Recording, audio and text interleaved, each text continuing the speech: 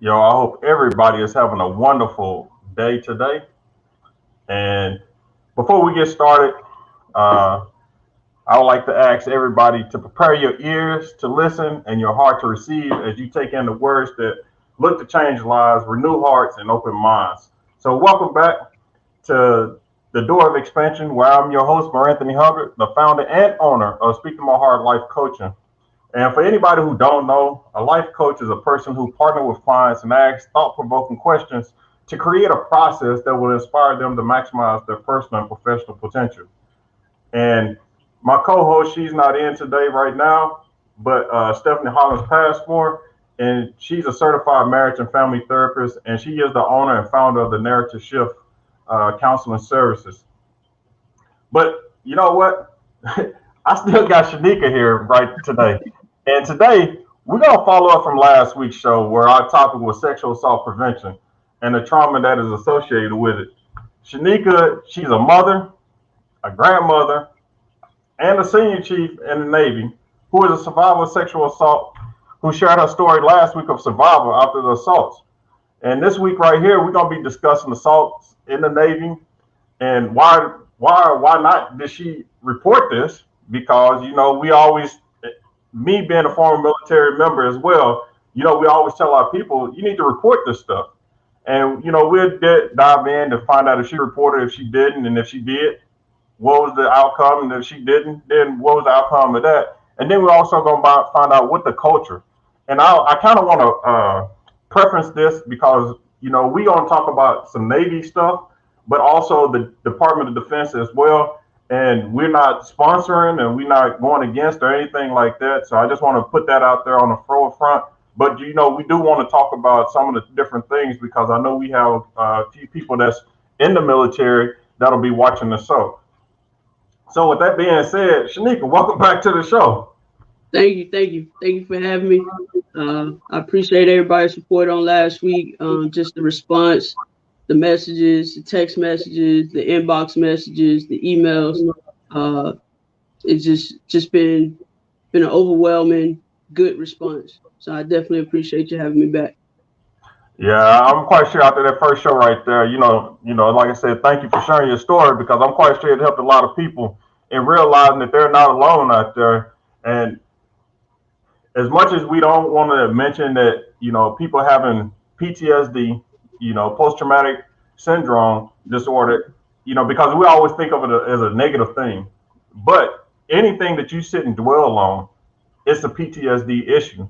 So knowing that information right there, knowing this is a traumatic event, you got to realize that this is going to affect every aspect of your life. And I think last week you shared that stuff with us to show that, these certain events happen. And this is what happened whenever, what happened, how it affected you now. Yep. So, so before we get into that, before I get into any show, I always like to get statistics, just to get your mind reeling before we actually get into the show. So I'm gonna share with everybody that although we might be talking about the Navy, like I said, that we're gonna talk about the Department of Defense as well.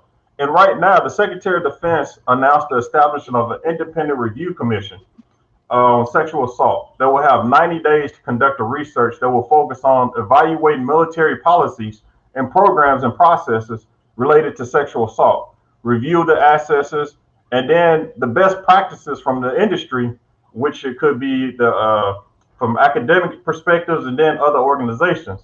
And then finally, they're going to generate a recommended policy changes and proposals to improve prevention efforts in the services. And as of April 30th of 2020, Stars and Stripes published an article that stated there were 7,825 sexual assault reports involving service members as victims or subjects in the physical year of 2019. And for active duty women, those who experienced sexual assault harassment had a 3 times greater risk of sexual assault than those who did not. So, Shanika, I mean, looking at these stats, do you think by sharing your story coupled with the required annual training that the military give service members, is there an increase of survivors who are more willing to report now? Um, Personally, I think it's a good mixture of the two. Uh, and I personally feel like that you attribute that to the leadership that's at the command. Mm. Um, it in order for a seller to come forward, they got to trust their leadership, and they got to trust that by them going to their chief, their sapper, or whoever it is that's in that position to take the report, they gotta trust them. If they don't trust them, it ain't gonna happen. When my case happened, when I was on I'm still on active duty, but when my case happened, I didn't trust my chain of command. So it wasn't reported until well after the fact. So I think the biggest deciding factor, yes, we get training. There's annual training that we do. There's sapper VAs at the commands. We have so many different avenues that you can report. But sometimes I feel like the ways get misconstrued, and sailors, if the junior sailors or even senior sailors, I'll just say sailors in general, if they don't trust the command and the leadership to do something, or even just to be that backbone for them, then I think it'll make it hard for them to be able to trust. The command's got to have a well put together program in order for it to function. Well, with that being said, so we're gonna just jump right into the topic right now. Then, so for your case, because you said last week that you had something that happened to you on active duty, did you Hmm. report your case? I didn't report my case until what, 6, 7 years later, maybe 8 years later. That's And that was once I got to mental health and realized, hey, something is wrong. And I really buckled down. And remember, I talked last week about, some of the things that happened to me. It took me multiple times going to mental health saying, hey, yes, I want counseling, but then just something between me and that counselor just didn't mesh, or it was a block between me and wanting to get the help where I just didn't stick with it. And then finally I found a counselor that I meshed well with. I was willing to let my guard down and make myself vulnerable so that I could heal. And that's when I said, hey, this happened to me when I was on active duty, you know. And I was an E5, and it happened to me by a sailor that was in khakis. And for a long time, that destroyed my trust in the command. Again, it not necessarily the command that I was at, but it just destroyed my trust in general. Where I felt like, hey, I'm just a lone sailor. I'm just here to survive. I just want to make it to retirement so that I can provide for my kids or whatever the case may be. Um, and to be honest with you, if it wasn't for, and this is the only name that I'll say on this show besides my kids, but if it wasn't for Master Chief Dwayne Benjamin, who stuck by my side and helped me regain the trust of just leadership in the Navy in general, I wouldn't be here where I am today. I just wouldn't. I would probably be administrative separated, DD 214 with an RE code of 3 or 4, and probably trying to figure out my next gig long time ago. So it again, it goes back to having that they just gotta trust you. That's the biggest thing. They got to trust you. Well, I'm glad you brought up leadership in the military because you know what does it take, or whenever we talk about leadership, and you're talking about somebody who maybe joined the military and they got maybe 6 months in and something like this happened, and then you got somebody that's your senior person who could be E7 and above, or an officer, and you have them. What type of qualities, or what do you look for that will inspire that person to bring that issue, something like that, to you? And and now let me preface this as well, because whenever we talk about military talk, whenever we look at the a sexual assault or sexual harassment and everything, there are two different type of reports that you can have. Right. And so, if I divulge this information to anybody outside of the lifelines of a sexual assault prevention coordinator or a victim advocate, then it's going to be a public report. And then if it's not, and if I go directly to those people, then yes, it's going to be a restricted one. The first one's unrestricted, and then this one's going to be restricted. And if it's restricted, then you have the opportunity not to blast anybody or get them. So I just want to make sure we differentiate that. And so in this instance right here, if somebody's having an issue and they do want to talk to somebody that's in their chain of command or somebody that's above them about this issue, what will make them as a leader say, hey, you know what, come to me if you have some type of problem? Well, I think it comes so growing up in the Navy, and I say growing up because I joined when I was 18, right out of high school. Growing up in the Navy, unfortunately, I didn't have that strong backing of khakis when I first joined. That nobody stressed the importance of having a mentor or anything like that. So I was literally out there just kind of wandering around, so to speak, trying to navigate this new way of living. And you take someone from a small town, Albany, Georgia, used to doing whatever I was doing while I was there, and boom, you thought 8 weeks in boot camp, 8 weeks, 9 weeks, whatever. You throw them into the Navy and say, okay, here you go. Here's a skill. Come to work every day from this time to this time. Do your job. It's so important as leaders, LPOs, and I'm not even talking about, you don't even have to have a leadership title, but Yeah, it is so important as sailors in general that we wrap our hands around the newcomers into the Navy, because what came into the Navy 20 years ago when I came in is not the caliber of sailors that are coming in now. Some of these sailors are coming in the Navy with PhDs.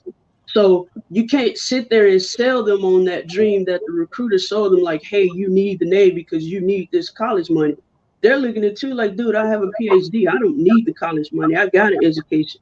I'm here for whatever reason. Um, so you have to wrap your arms around them, and you got to get to know your people.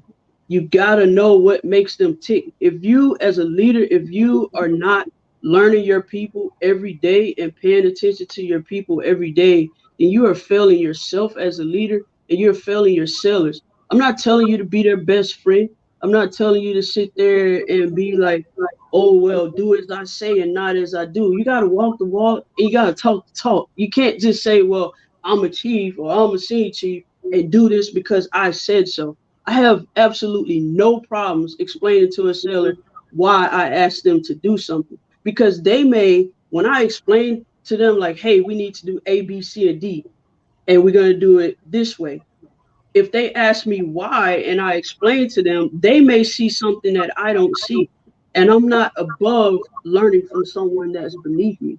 And I personally feel that, that's what we got to get back to, and just the standard leadership alone. Like, you got to know your people, and you got to be able to establish that trust with them. And it doesn't come overnight. It comes by, something as simple as paying attention to their hairstyle when they come in. Yeah, we're looking over them for proper grooming standards, but if you notice, like, hey, my seller just came in over and 2 weeks ago, he or she had this type of hairstyle. Now they have this hairstyle, both of in regs. I may bring it up. And you don't have to be bringing it up to be like, oh, well, I'm checking you out. It's like, hey, you know, notice you got your hair did. What made you change it? Just small talk.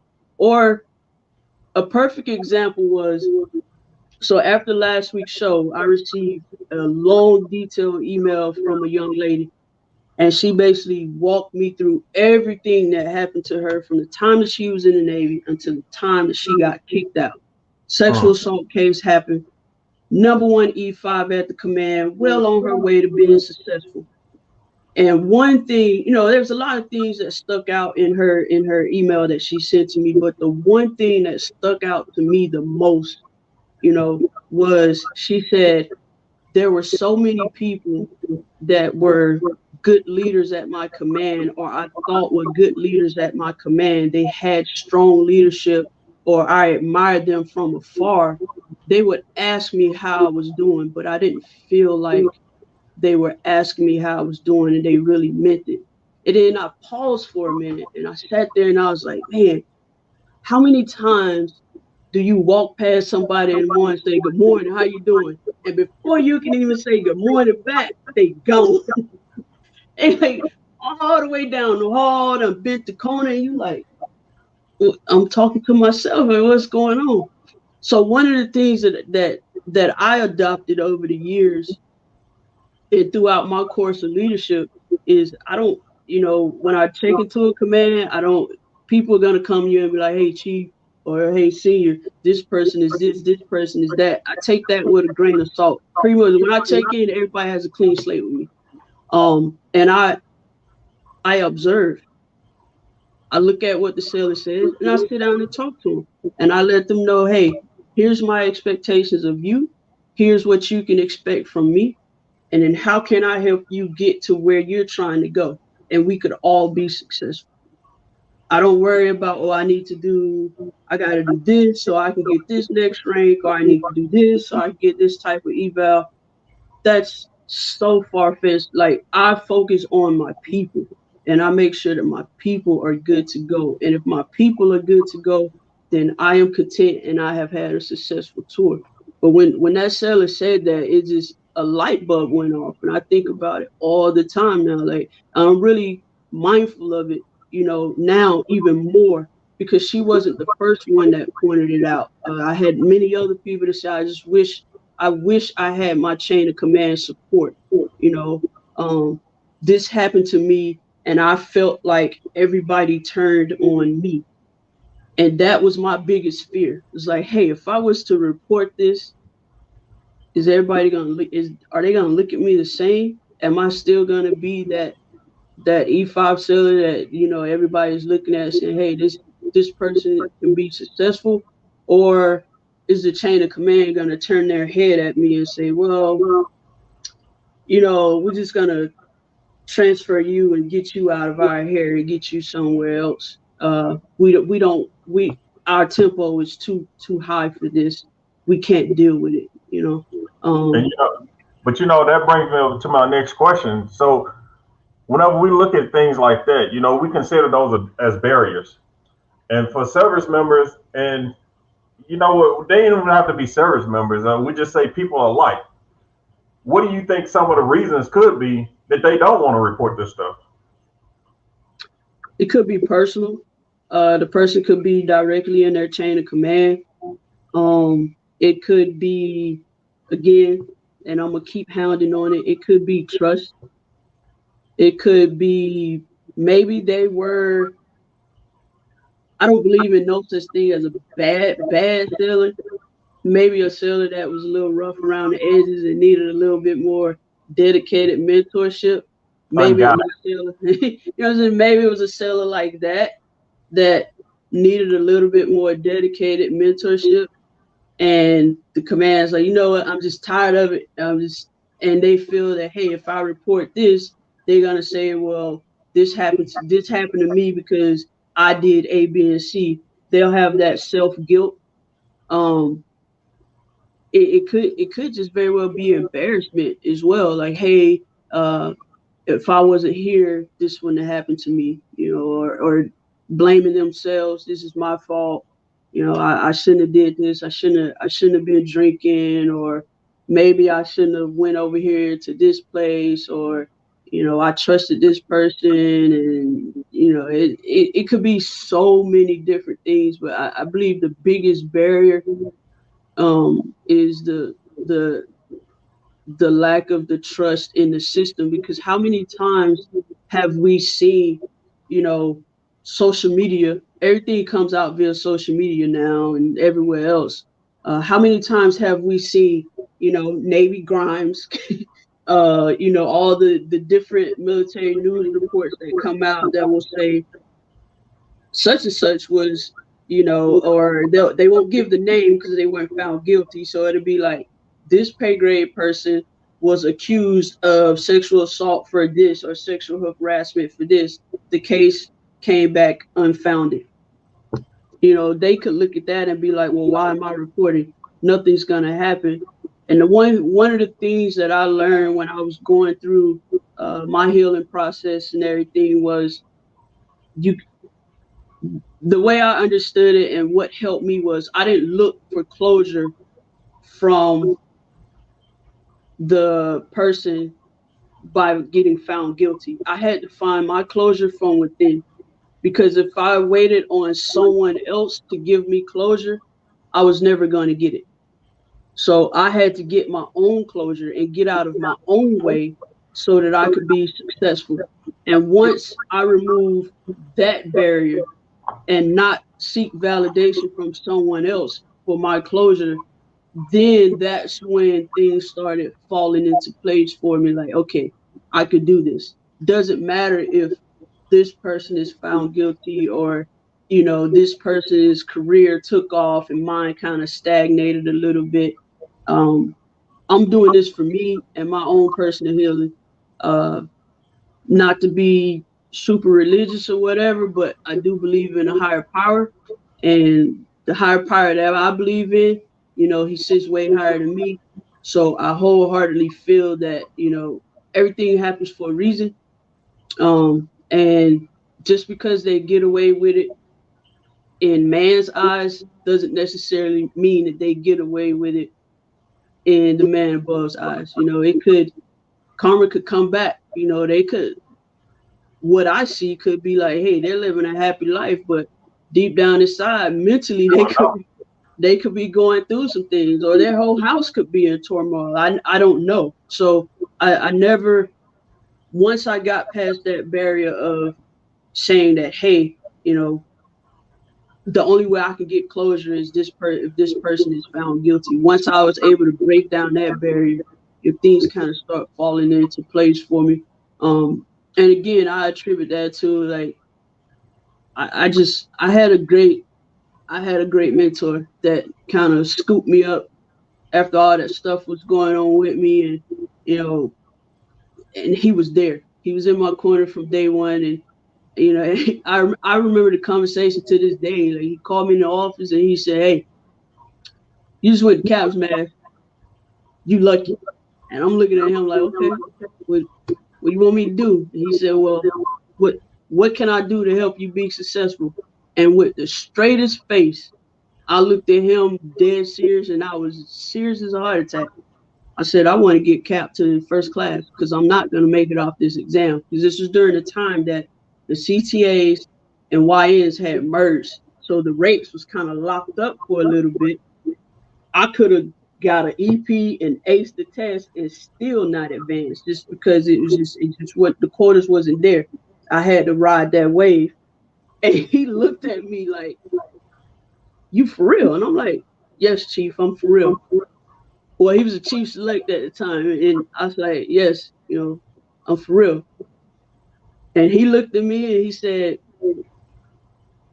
"I'll tell you what, I can't guarantee that you'll get capped in first class, but if you come in every day and give it 100%, I got your back, and I'll see to it that the rest of your tour will be successful." And he did that, and I gave it 100%. If I knew he was coming to work at 6 o'clock, I was there at 5:45. If I knew that he stayed at work until 4:30, then I stayed till 4:45, because I wanted him to know that I'm giving that 100%. And it was some tough times where I had to be recalibrated, so to speak. And sometimes I had called him and I was just unload, and he'll be like, "Okay, you done?" And I'm like, "Yes, I'm done." And then he'll be like, "Okay, go do what you need to do, because you already know what you need to do." And I needed that. And that Yeah. that was the thing that I needed to help get me back on the right path. So it's important for leaders, anybody that is entrusted with sailors in general. It is important for us to be mindful of the type of sailor you have, because sailor A may not need a certain leadership style. Sailor A may need a little bit more nurturing, whereas Sailor B may need that knife hand or two. Sailor C, you can go to morning muster and quarters and say, "Hey, We're gonna do A, B, C, and D, and seller C is good. All they want to do is get off an hour, 15 minutes early on a Friday or a day that a new pair of Jordans is coming out. But if they giving me a honest effort, then why not? As leaders, why not do that? So I pride myself on that, and I try and do that in every aspect. Ever since that particular chief took me under his wing and like guided me and kind of recalibrated me to get me back on the right track. My whole mission is since that time frame has been I need to be that person or that chief that anyone can come and talk to, whether they are my seller or in someone else's division. I have no problem coming to me and then me saying, okay, have a seat, let's figure this out. So it's that's you gotta build that trust with your people. You mentioned a couple of things, and you kind of stealing my thunder off the life coach aspect of it. But you did mention one thing. You said it wasn't until you said enough is enough. It ain't about the this person being judged on whatever. It's not over until you actually said it was over. And then whenever we talking about, of course we always want that person to face some type of punishment, but it wasn't up to you to issue that punishment. Yep. And I think that's something that you was talking about a higher power. Whenever we talk about this, the vengeance is not yours. You know Yep. what? Yes, it happened.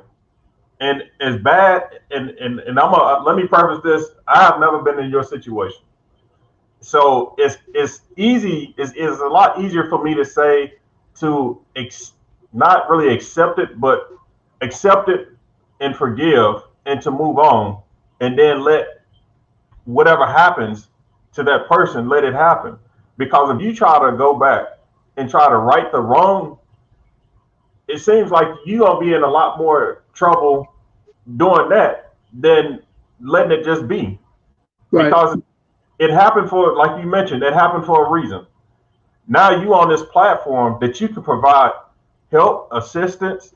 You share a story that's that you said that a lot of other people have came in and just said, you know what? I'm glad you shared your story. You sharing your story probably enable a lot of other people to come back out and get the resources that they needed from a traumatic event that didn't happen.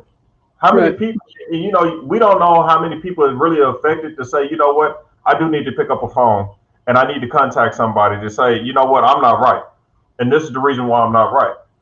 But to hold on to that anger and that fear, that's a lot. That's a lot to weigh on you to move on every day with that information in the back of your head without not being treated on it. It is hard, and as I look back over my career and just the different events that happened, I went through a phase where I was drinking just to mask everything, and eventually the alcohol wasn't enough. Thank God I didn't turn to drugs or do something detrimental where I got a DUI or did something where I couldn't turn back from. But I had different things, coping mechanisms. Uh, I it was alcohol was one. Another one was I just became just a bitter, angry person. Nobody wanted to be around me. My circle got even smaller than what it was. I started pushing people out of my life. Um, I just didn't want to be bothered. I was like a really bad parent at one point. Just if I could go back and right some of those wrongs with my kids, right some of the wrongs where I just used to talk to random people. I'm surprised I didn't get shot or killed because I just had like this negative attitude. Just I wanted to fight everybody, and I thought I was gonna win every fight. But I had to get out of my own way, and once I got out of my own way and allowed the genuine and the true help to help me, then things started to open up for me. And it's tough. I'm not gonna sit here and lie, because I've had some tough leadership. I've had some leadership to where I wouldn't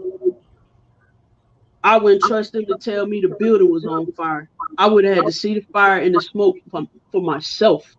And it's hard. It was really hard working for that person, because there was no way around it.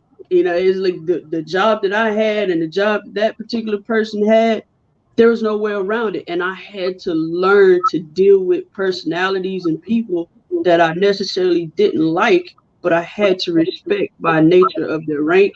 And I was dealing with my own issues. And then I had this issue at work. So it was like the battlefield of my mind is the best way to put it. And my mind was it was torturing me to the point that where I didn't know if I was coming or going at one point. And I had to, like I said, I had to get out of my own way, and I had to refocus, and figure out what it is. Like, hey, what is it that you truly want? What will make you happy? If I was to die today, are you content and happy with the life and the path and the torch that you have been carrying? And when I gave myself an honest assessment and answer for that, and the answer was no, then I I had to make some changes. And so it was some long roads, some tough battles. Um, had some good leadership, people I could definitely trust and talk to, and then go from there. And things just kind of turned around for me, and here we are. I would So never, if you where would are you ask at me, right now in your life? uh, so I'm happy. Uh, I'm not bitter. I'm not angry. Uh, I don't hate anyone for anything that they've done for me.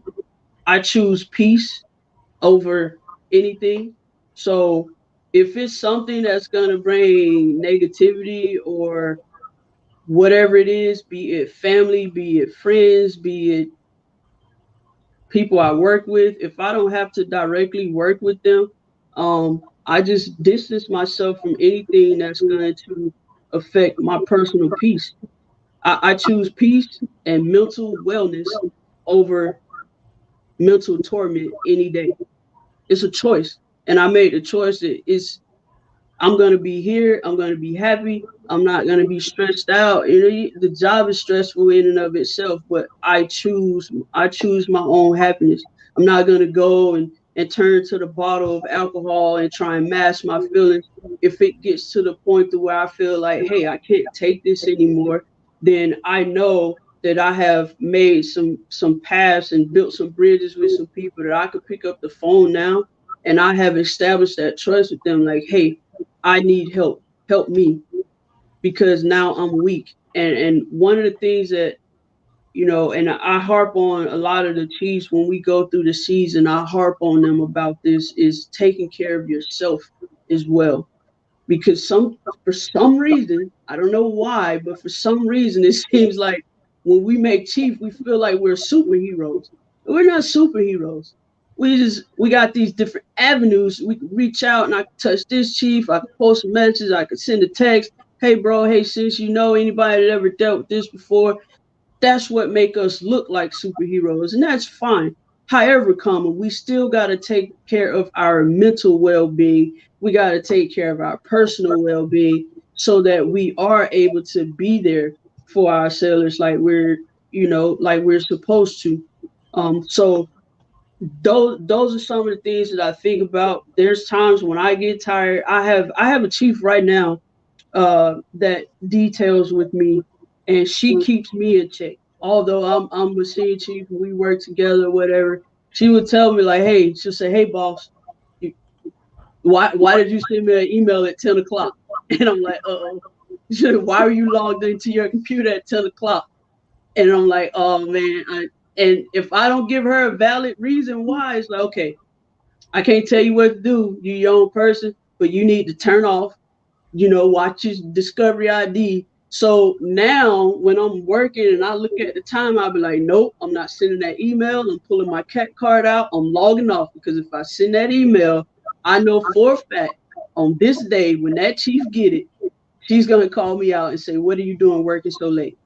Why are you working on a Saturday?" So she helps keeps me in check, and I appreciate that, you know, because that means she's looking out for my well-being just like I'm looking out for her well-being. And I in turn do that with my chiefs. Like they'll go on leave and I'll be like, "Hey, mute group me, turn your phone off. If I need you, then know that all hell done broke loose and you need to call me back. Other than that, enjoy your leave. Unplug." Because if we don't unplug, then we will eventually burn ourselves out. And when we start to get burned out, then that residual goes where it could potentially go where we don't want it to go. So it's important to do that. And I harp on like I said, I harp on the Chiefs when they're coming through the season about that. You know, you got to take care of yourself as well as take care of your sellers. And taking care of your sellers don't necessarily mean just letting them get away with stuff. You got to hold them accountable. Sometimes you gotta recalibrate them, and you gotta be there to dust them off and be like, "Look, I told you not to do that. Now you got dirt all over your face. Wipe the dirt off of their face and say, 'Come on, let's go.'"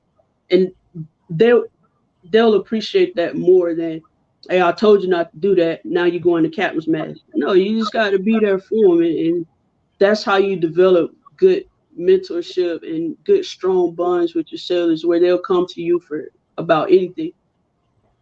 Being firm and fair. That's been my policy over the last 24 years that I had. And Yep. you mentioned you mentioned having that one person who actually showed you a lot of different things. And I had that one person when I first came in, and I was in deck department. And I tell this to anybody. I used to sit up there at a tender age of 19 years old, and this guy, he would just sit there and let people cuss him out. And at the end of the day, he looked and he said, "Are you done?" And they were like, "Yeah." He's like, "All right, then. Now you need to get to work." And he said, and it never registered to me the reason why. And he told me, he said, "You know what? Everybody have issues." And we talk about sailors, we can talk about any military, we can talk about people in general. Everybody has some type of background that we don't know about. And instead of us labeling them to say how bad they are or that they're not worthy or not trustworthy, we don't know what their background was. So Hmm. for him, his thing was, you know what? If I told you you need to do this, if I told you you need to go and mop up the side of the ship, even though it's raining, you probably gonna be mad at me because I told you to do that. But of course, there's a reason for me to tell you to do that. Now, I understand that there's a reason that you might have on the reason why you shouldn't do it, and you voice your opinion. That's fine. But at the end of the day, the job needs to be done. And Hmm. that's what his thing was. Talk to me. I want you to talk to me because and as a leader, to humble yourself enough for somebody to sit there and cuss you out, but still go out there and get the job done. That to me, that spoke a lot of volume to me. Yeah. And coming up through my career, I always took that, and it was like, man, you know what? That's real humbling right there. And the fact that he would allow somebody to do that instead of just firing off on them or getting mad or doing whatever, he took it and then he said, "All right, then, are you done? Now I need to get to work."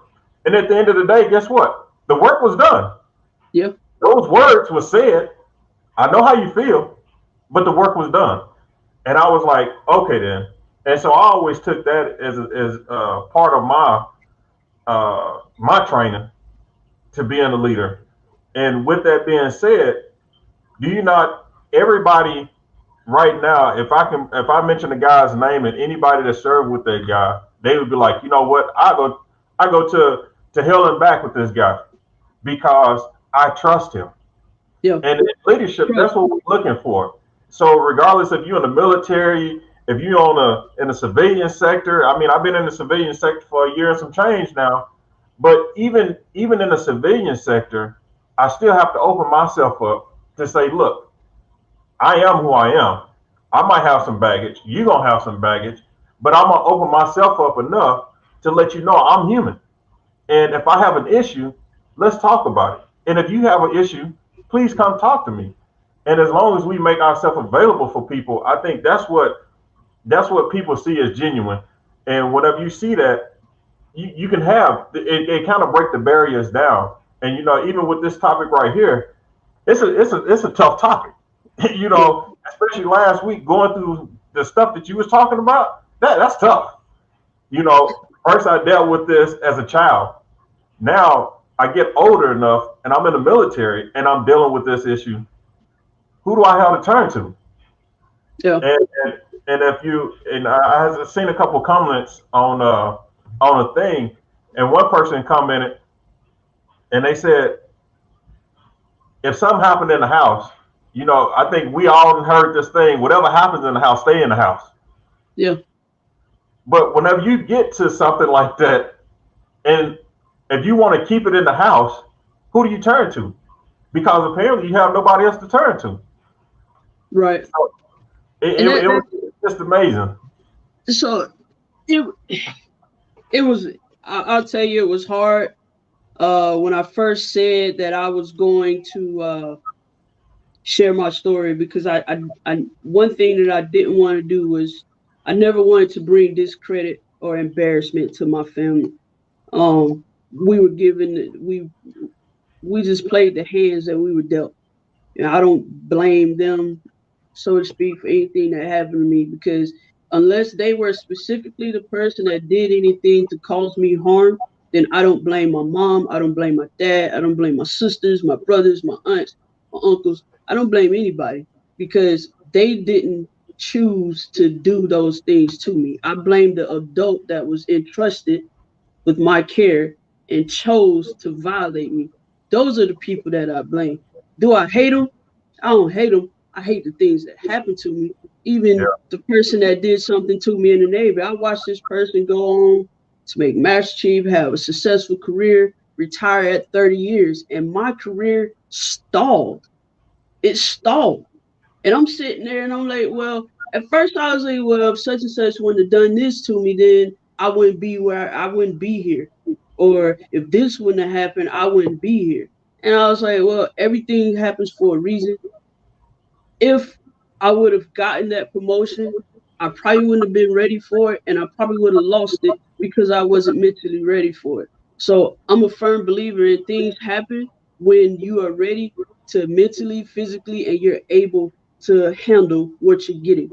And if you don't put yourself in a position to be ready for those additional responsibilities, then when you get it, you may lose it faster than you got it.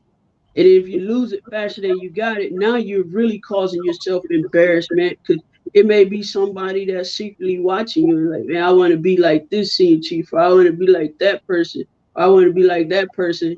And then all of a sudden, you on the front of Navy Times, or you part of a command investigation, or your name is all over the command survey that comes out that, hey, this person is this, this, and this. And now you sitting there like, but I thought I was doing such a great job. Like, no, not according to your sellers. That's not what you were doing.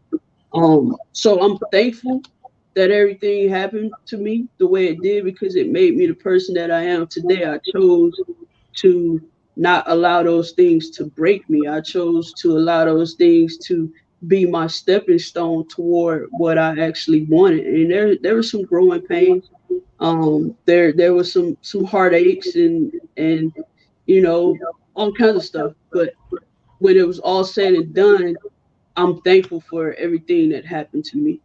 Um, I hate the pain that I had to go through, but I'm glad that I was the chosen one to be able to bear this weight and come out on top. Because there are so many women, there are so many men that couldn't handle what I've been through, and I'm grateful to this day that I am the one that's able to tell that story and be that voice for the people that are suffering in silence. And that's been that was the whole purpose of me sitting down and putting my words to paper and putting my book together. Um, I wanted to share a story and just be hope for somebody else. And even to this day, if I would only would have gotten one email that said, "Hey, thank you for sharing your story," I would have called it a success, and I would have been content with that. But the amount of text messages and emails and Facebook responses, the shares, it is that last podcast went out to every CMC in the Navy. That's a huge that could have went either way, but it went out, and I said when the idea was approached to me, it said, "Hey, put this podcast in this person's hand and this person's hand and this person's hand." And when I had someone call me, a grown man call me, weeping on the phone based off of the words that I shared, and that person told me that I inspired them, then I knew that this was the mission that I was destined to be on. And I said, okay, no matter what, whoever hands it goes into, I'm going to take the negative and the positive, and I'm going to roll with it. And that's what I've been doing. Like for the past week, I've been responding to text messages, DM messages, emails, you name it, I've been responding to it, and it's been great. And it lit a fire, another fire in me, and was like, you got to keep going. This is your divine calling. So stick with it. Don't don't turn your back, and keep going. And I have this I have a quote that's in my book that says, uh, my past my past will not define me. My present deserves the best of me, while my future awaits me. And every day I say that to myself. My past will not define me. My present deserves the best of me, while my future awaits me. Because I don't know what the future holds for me. But I got to give it 100% right now, today. Get up, put put my uniform on, put on my civilian clothes, whatever it is, that presence deserves the best of me. And if I am not operating at my best, then I am not doing what I have set out to do. So if that means I need to take 10 extra minutes in my truck when I pull in the parking lot and listen to two more jazz songs before I walk into the building and start taking calls and writing orders, then I do that. If that means when I get to my desk, I need to not answer my phone for the first 5 minutes and then just do what I call foot patrol around the building just to say good morning to some people and just ask them how their day was, then I do that so that my present could be the best of me. And those are the words that I live by daily. Yeah, I know what happened to me. It is not going to define me. It is not going to determine my future. And I just keep pushing forward from that point. Back on the ship, I used to call it P-way pimping. You did. Yes, you did. You did. Yeah, you did. P-way But you know pimping. what? I don't know. Apparently, you must have looked at my notes or something before the show because half the stuff that you touching on is some of the things that I was gonna hit on as well. And when I say that is your interior affects your exterior.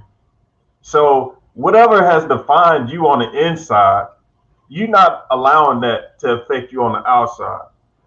And how many times have you been in a place, and regardless if it was a relationship, regardless if it was with friendship, whatever it was, you'd be like, man, every time I go to this place right here, it's always the same.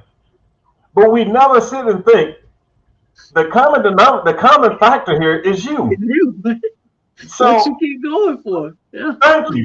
So why is it whenever we can actually turn ourselves and find out what the issue is in ourselves, it's gonna modify outside of us. So our interior, once we clean the clutter up on our inside, the outside is just gonna come. Because I seen this little thing. It said a ship goes through the water, and the ship will never sink in the water. But once the ship will sink if the water comes inside the ship. And that's basically what we're doing to ourselves. We can go through life, and as long as there is nothing wrong with us in our life, then we're good to go. But whenever we start letting stuff inside of us to sink us, that's whenever we're gonna sink. So I mean, you've been hitting some of some of the same things that I was gonna, touch on. And I guess you're trying to take over and everything, but I ain't gonna let You know, I when I was stationed down in Mayport, I was in charge of limb sailors, and I had everything. When I tell you everything, I had sexual assault cases, male and female. I had mental health cases, suicidal ideations, suicidal attempts, and I had it at all levels, from the junior sailors all the way up to the khakis. And I recall one sailor coming into the office, and I had a fish tank in my office. So he would come in and sit down, look at the fish tank, and sit there, and they're like, "Oh my God, look at Nemo! Like, Chief, this is really cool. How did you get a saltwater tank in your office?" I'm like, "I picked it up and brought it in the building. That's how I got it in my office." But that fish tank would allow them to escape long enough to trust me to open up. And when they would reach over and close that door, I knew right then, hey, it's about to be some serious mentorship going. Shirley came in, and he's like, he sits there and he looks at the fish tank and he starts talking and he's giving me all these problems. And I'm sitting there and I'm nodding my head, and he's like, "Are you gonna say anything, Chief?" I was like, "I'm waiting on you to let me talk. Like, just get it all out. I got some notes, but just get it out." And he said, "Okay, I think that's it. So what do you think, Chief?" And I looked at him. I said, "You are your own worst enemy." And he was like, "What does that mean? It's not my fault. I didn't do this. I didn't do that. I didn't do this." I said, "You're your own worst enemy." I said, "Everything that you told me could be changed. Everything that you told me, did you have to go over here to this person?" "Well, no." I said, "Is that person in your direct chain of command?" "No." "So why are you even dealing with it? Do you work for that person? Does your daily job have anything to do with this person?" "No." I said, "So why are you subjecting yourself to it? Why are you way over here when I need you to focus on this?" "Oh, I didn't think about it like that." I said, "Okay, let's stop getting in your own way. Stop being your own worst enemy." Once he realized that, granted he was still separated from the Navy, but once he realized that, he went on to be a successful civilian to this day. And he's great for he'll Snapchat me every now and then, randomly do this, and it's always random. Hey, you were on my mind. Such and such happened at work today, and I was prepared for it because I remember a conversation that we had, and I'll sit there and smile and be like, "Man, that was like 6, 7 years ago when we had a conversation." But to know that I dropped little nuggets in this person, and it was nuggets that they could use not just in the Navy, but life outside of the Navy as well. Because I know every sailor is not a lifer. Every sailor is not gonna, you know, do 10 years. Some sailors may come in, do 4 years, get their GI Bill, and roll out and go on to do great things. And I am absolutely okay with that. But as a leader that is entrusted with guiding sailors, then I'm going to make sure that I plant nuggets that they could use in and out of the Navy, not necessarily, "Well, you got to do this so because you are a sailor." No, I need you to do this because you are a human being first. And we're going to establish that relationship first. You put your pants on one leg at a time, just like I do. You lace your boots up just like I do. Our paychecks may be different, but at the same time, we're still human beings. So I'm gonna give you respect, and you give me respect, and then we build from there. Because naturally, in the Navy, in the military in general, because of our rank structure, we come in and we have this set blind trust. E1, E2, E3. You're going through the delayed entry program. The petty officers and the chiefs that are at the different recruiting stations. Um, they're telling you about the rank structure. When you come into the Navy, when you get to boot camp, you got your RDCs and everything, and you have that blind trust that this person is not going to do anything to hurt you. Naturally, we have this blind trust that is set up. What happens is we do something to destroy that blind trust. And when I say we, it's because I'm taking in everything that every khaki that has done prior to me. Any khaki that has violated a seller or done a seller wrong, I own that as well. Because maybe that person was stationed with me. Maybe I didn't call that chief or that senior chief or that master chief, pull him alongside and say, hey bro, hey sis, don't go about things that way.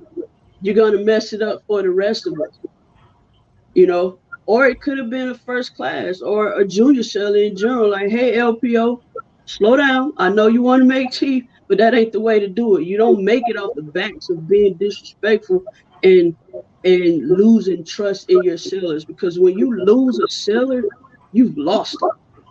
And you don't just lose that seller, you lose multiple sellers. Because the first thing Seaman Timmy and Petty Officer Timmy is gonna do is That's jump what on I tell everybody Facebook. else.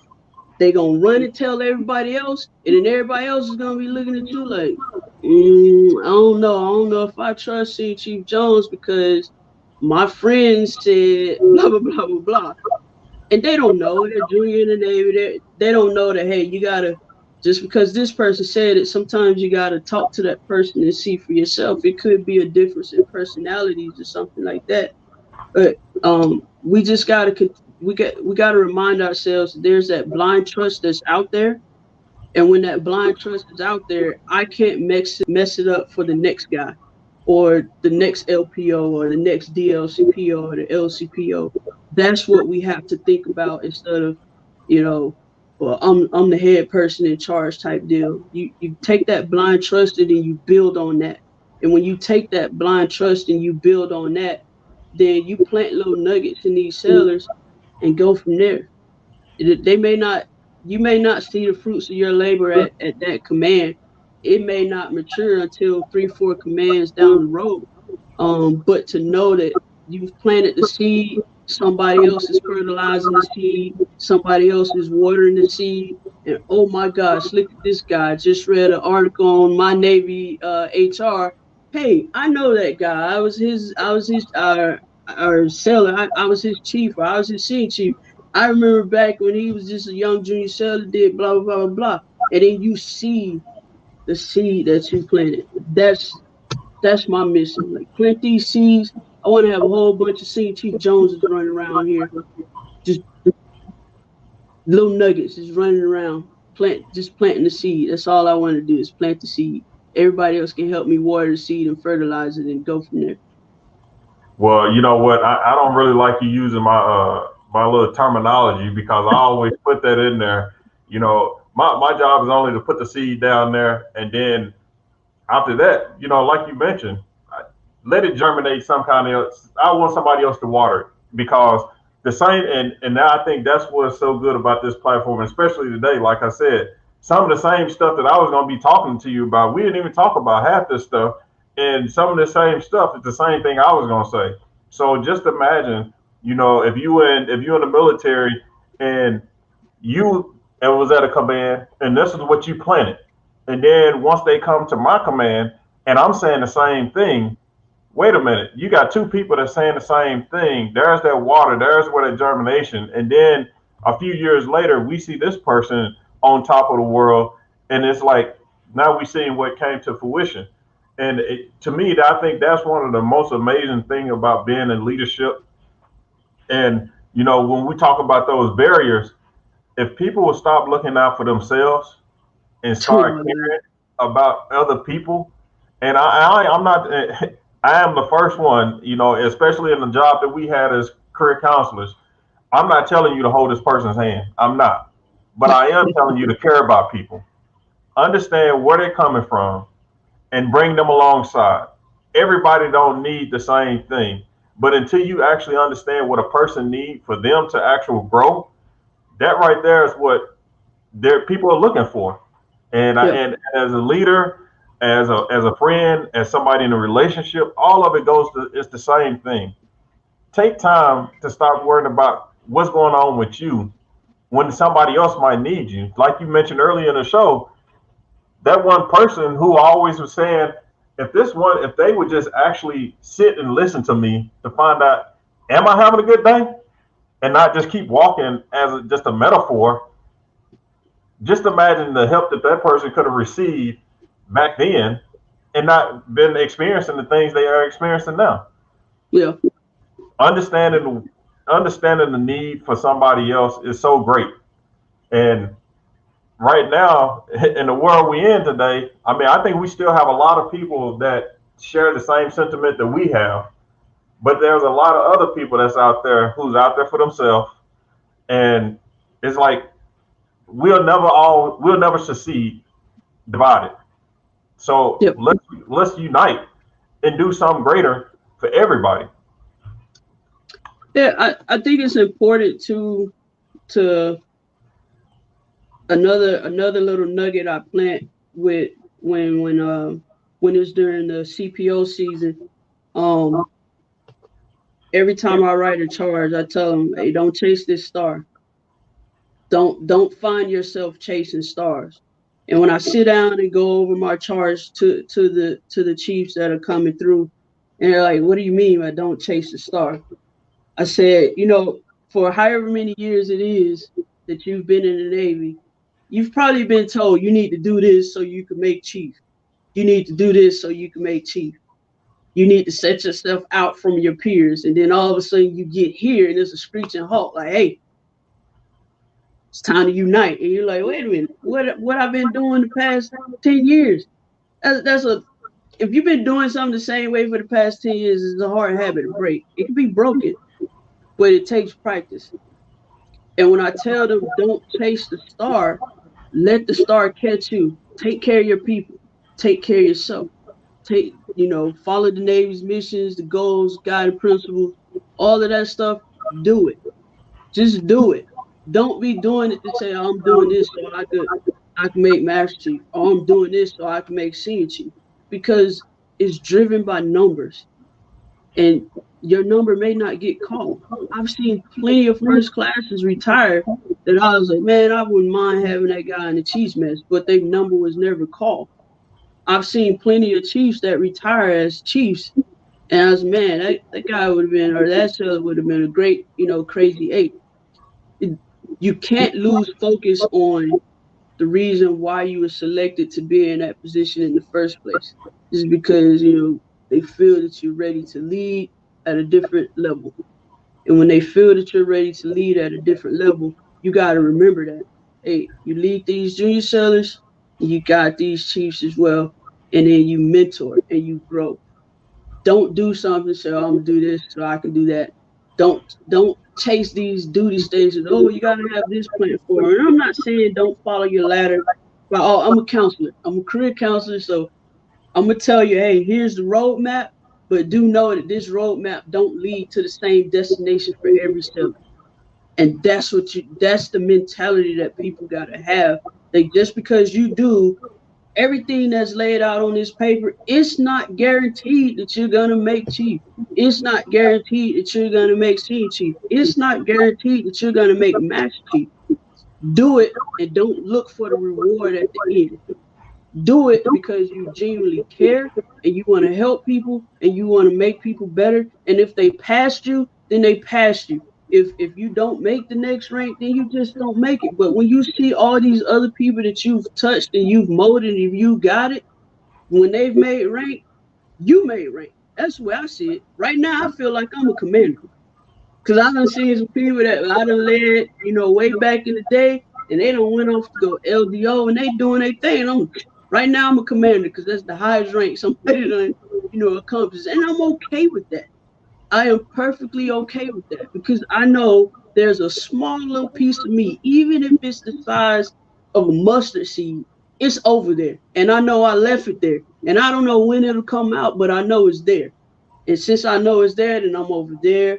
I'm out in Japan right now with a brand new instant that was my PSSN on board the ship.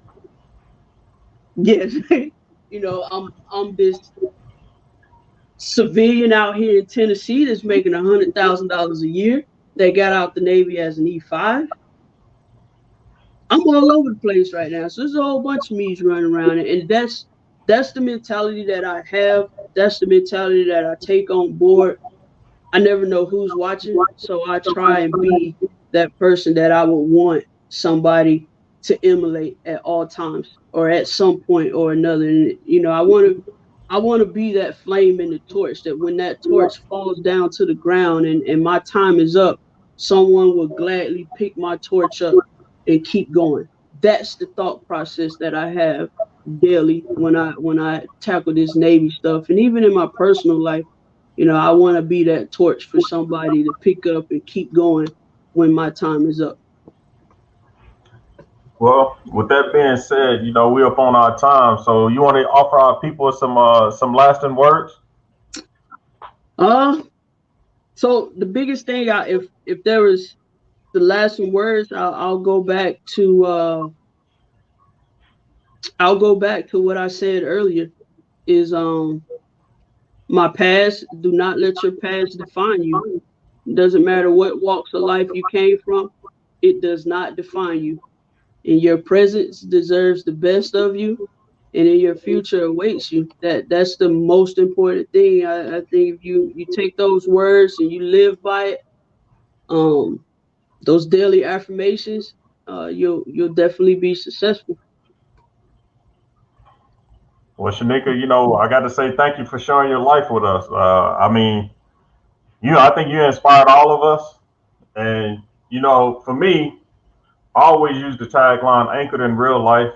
And as a life coach, I'll be the first to admit that I have not been in every situation. I've never been in the situation that you've been in, and there's a bunch of other ones. And any client that come to me, I know I haven't been in that situation. But the one thing that I can be assured of is that we all have situations, we all got a past, and there's things that we have endured to make us be the people we are today. So I want to challenge all the listeners out there today to pick up that anchor that you've grounded in your past and throw it forward. So if you got some hurt, you got some whatever you got in your past that's holding you back there, pick it up. Throw it out in front of you. Don't put it in your present day because you know where you are right now. Throw it out to your future. And by doing that, if that anchor is there to anchor you into a position and you threw it out and forward to you, then that means you finna work into inside of a goal. And Shanika, as career counselors, we all go goal oriented, short term and long term. That's what we always preaching, and that's what we Yeah. want. Give me three: So, short term and long term. so the resources are there for you. If you need counseling, please go out there and seek the counseling. We've been talking about traumatic events and everything. Go out there and seek counseling. I mean, I think we all had some type of event that happened in our lives that we just been held on to way too long.